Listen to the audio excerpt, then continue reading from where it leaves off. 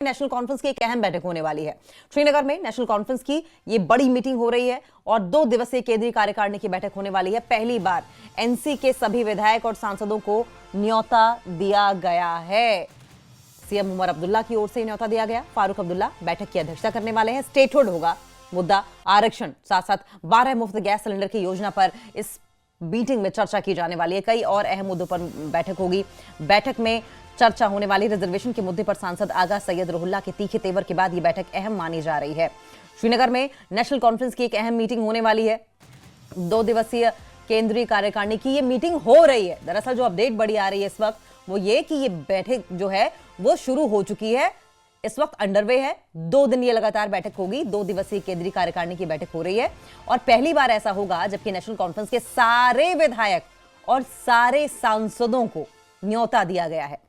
CM Omar Abdullah की ओर से यह न्योता दिया गया। फारूक अब्दुल्ला बैठक की अध्यक्षता करने वाले हैं और इस मीटिंग में स्टेटहुड के मुद्दे पर, आरक्षण के मुद्दे पर, साथ साथ 12 मुफ्त गैस सिलेंडर की योजना पर चर्चा होने वाली है। कई और भी मुद्दे होंगे जिन पर इस बैठक में डिस्कशन किया जाएगा। रिजर्वेशन के मुद्दे पर सांसद आगा सैयद रोहुल्ला के तीखे तेवर के बाद यह बैठक काफी अहम मानी जा रही है।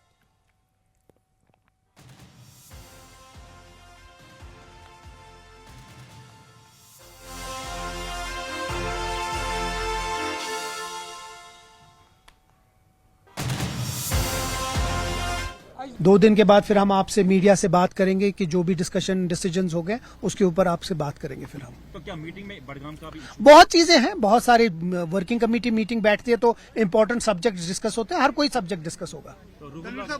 अब 2 दिन के बाद का मसला जो है उस पर भी बहस होगी। हर किसी चीज पे बहस होगी। वर्किंग कमेटी का मकसद ये होता है कि हम हर किसी चीज को डिस्कस करें।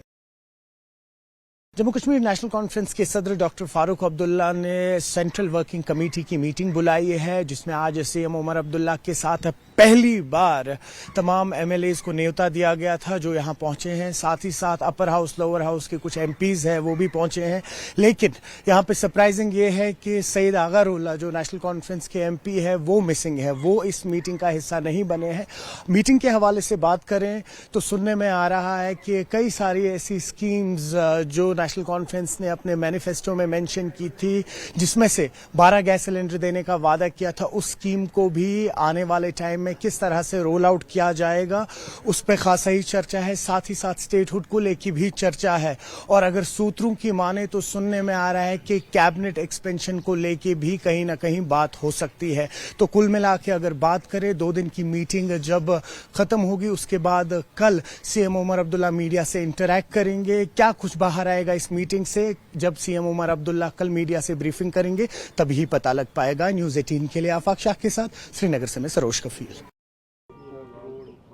जानकारी के लिए हम रुक कर लेंगे। हमारे साथ सहयोगी सरोज कफील जुड़ गए हैं। सरोज, ये मीटिंग शुरू हो गई है ऐसी जानकारी आ रही है, क्या आगा रोहुल्ला पहुंचे हैं? और सबसे बड़ी बात यह है कि जो 3 अहम एजेंडे हैं आज की इस मीटिंग के, उसके बारे में भी जानकारी दीजिए।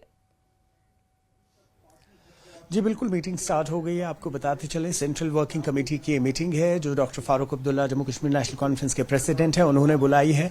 और अंकिता आपको बताएं कि पहली बार ऐसा हो रहा है कि इसमें तमाम एमएलएज को न्योता दिया गया था, साथ ही साथ एमपीज जो अपर हाउस लोअर हाउस के उनको भी न्योता दिया गया था। और इस वक्त यहाँ नेशनल कॉन्फ्रेंस दफ्तर के बाहर आप देख सकते हैं मीटिंग चल रही है।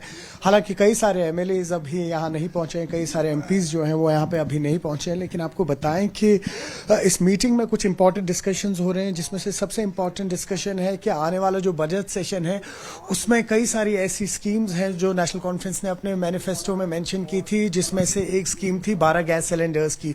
तो उस स्कीम को किस तरीके से रोल आउट किया जाएगा उस पर एक डिस्कशन होगा। और आपको बताएं कि साथ ही साथ स्टेटहुड का जो मुद्दा है इस वक्त लॉन्ग पेंडिंग है, उसको लेकर भी डिस्कशन होगा।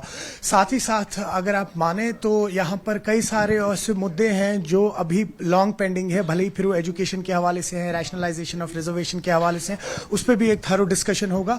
और 2 दिन की मीटिंग कल कंक्लूड होगी और उसके बाद सीएम उमर अब्दुल्ला मीडिया को ब्रीफ करेंगे कि क्या कुछ इस मीटिंग से बाहर आया है। लेकिन यहाँ देखने वाली ये बात है कि सईद आगा रोहुल्ला जो नेशनल कॉन्फ्रेंस के एमपी है वो इस मीटिंग से मिसिंग है, अभी तक यहाँ नहीं पहुंचे हैं और मोस्ट लाइकली यहाँ आएंगे भी नहीं क्योंकि उनका आज गांधरबल का दौरा है। और उनका कहना है, जो यहाँ पे कुछ ऐसे ग्रुप्स है मीडिया के, उनमें ये खबरें भी चल रही हैं कि आगा रोहुल्ला को यहाँ से से न्योता नहीं गया था, लेकिन ये सच्ची बात नहीं है क्योंकि एक ओपन इनविटेशन मिला था नेशनल कॉन्फ्रेंस के सदर डॉक्टर फारूक अब्दुल्ला की तरफ से, लेकिन अब वो यहाँ नहीं पहुंचे हैं आज। लेकिन कई सारे और एमएलएज और एमपीज हैं जो यहाँ नहीं पहुंचे हैं। अब 2 दिन की मीटिंग है, उम्मीद यही है कि कल जो आज यहाँ एमपीज नहीं पहुंचे वो कल यहाँ पहुंचेंगे। जी अंकिता। स्टेटहुड रिजर्वेशन समेत कई ऐसे मुद्दे हैं जिन पर सहमति आपस में बनती हुई दिखाई नहीं दे रही थी, और ऐसे में आपने देखा था कि बीते दिनों चाहे आगा रुल्ला हो या अदबी जबान में पार्टी के कुछ और नेता, इन मुद्दों पर उमर अब्दुल्ला को काफी हद तक घेरा भी गया था और माना यह भी जा रहा है कि बडगांव में जिसका रिजल्ट भी देखने को मिला था। क्या माना जाए सरोज कि अब इस मीटिंग में इन तमाम मसलों को लेकर किसी तरह की आपसी सहमति या एक कह लीजिए कि रोड मैप बनाकर आगे बढ़ा जाएगा?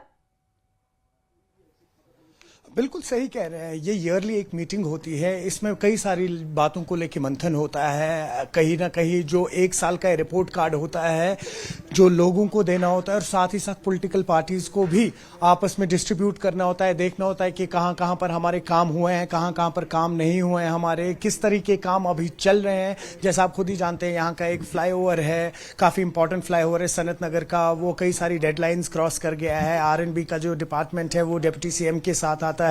लगातार 2 दिन से वो श्रीनगर का दौरा कर रहे हैं। कई सारे ऐसे जगहें हैं जहां पर अभी काम चल रहा है, उसका एक जायजा ले रहे हैं। जो एमएलएज हैं अपनी अपनी कॉन्स्टिट्यूएंसीज के, उनका भी अभी एक पूरा रिपोर्ट कार्ड जो है वो खुद बनाते हैं और वो सामने चीफ मिनिस्टर के सामने डॉक्टर फारूक अब्दुल्ला के सामने रखते हैं। तो कई सारी ऐसी बातें हैं जिन पे आगे मंथन होगा। और जिस तरह से मैं आपसे कह रहा था कि अभी बजट्स भी आने वाले हैं, तो उन बजट्स में किस तरह से उस बजट को रिसम्बर्व किया जाएगा, किस तरह से वो मुख्तलिफ एमएलएज को दिया जाएगा, किस कॉन्स्टिट्यूएंसी में ज्यादा पैसे की जरूरत है, और एमपी लैड फंड्स जो आते हैं उनको किस तरह से इस्तेमाल किया जा रहा है। तो एक जो ये ईयरली मीटिंग रहती है, इसमें कॉन्क्रीट जो बातें होती हैं स्पेशली अपनी नेशनल कॉन्फ्रेंस की तरफ से, वो सब होंगी इसमें।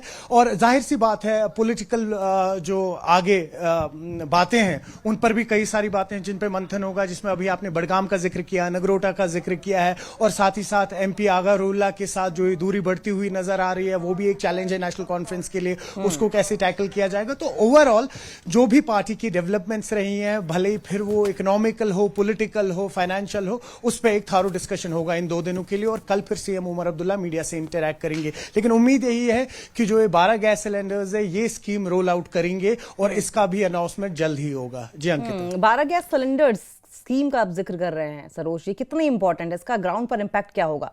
वजह चाहे जो भी रही हो, आगा रुल्ला की इस बैठक से दूरी का अब बाकी पॉलिटिकल पार्टियां कैसे माइलेज लेने वाली हैं, कैसे इसका मुद्दा बनाएंगी? देखिए, हमारा जो फोकस है अंकिता, अगर हम बात करें तो ऐसा क्यों है कि आगा रुल्ला पे ही बात चल रही है। नेशनल कॉन्फ्रेंस एक कार्डर बेस बहुत बड़ी पॉलिटिकल पार्टी रही है। कई सारे और एमपीज हैं जो अपर हाउस लोअर हाउस के हैं, जिनको आज न्योता दिया गया था, वो भी यहाँ नहीं पहुंचे हैं। कई सारे एमएलएज हैं जो खराब मौसम के चलते हुए यहाँ नहीं पहुंचे हैं। लेकिन हाँ, अब जो ये आगा रुल्ला का आपने देखा जो कंटेंशन है अपनी ही पार्टी के साथ, उस पर ज्यादा फोकस है। लेकिन आप देखें कई सारे और ऐसे एमपीज हैं, कई सारे और एमएलएज हैं जो आज यहाँ नहीं पहुंचे हैं, क्योंकि आज आगा रुल्ला का गांधरबल का दौरा था। मे बी कल वो इस मीटिंग का हिस्सा बने। लेकिन सही कह रहे हैं आप, जो ऑपोजिशन है उनको एक मुद्दा मिल जाता है, क्योंकि इस वक्त आगा रुल्ला का जो इस वक्त आप कह सकते हैं दूरी जो उनकी अपनी ही पॉलिटिकल पार्टी से चल रही है, इसके जो ब्राउनी पॉइंट्स है वो फिर ऑपोजिशन उठाता है। ये जरूर डिस्कस होगा। आज आप देखेंगे शाम तक पॉलिटिकल गलियारों में खबरें होंगी, ऑपोजिशन भी इस मुद्दे को उठाएगा कि सईद आगा रुल्ला इस मीटिंग में नहीं थे।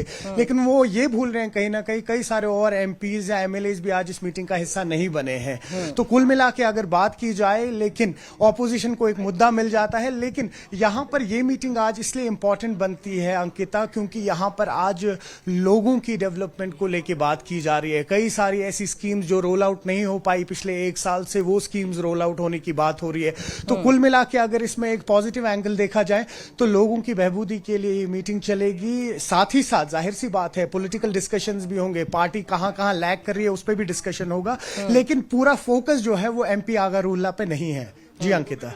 और उम्मीद इसी बात की करते हैं कि विपक्ष इस बात का मुद्दा ना बनाए और ध्यान उन चीजों पर दिया जाए जो वाकई जनता के सरोकार से जुड़ी हुई है। बिल्कुल सही कह रहे हैं आप सरोज, बहुत बहुत शुक्रिया आपका। आप नजर बनाए रखें, आगे भी इस पर आपसे अपडेट लेते रहेंगे, आगे बढ़ेंगे।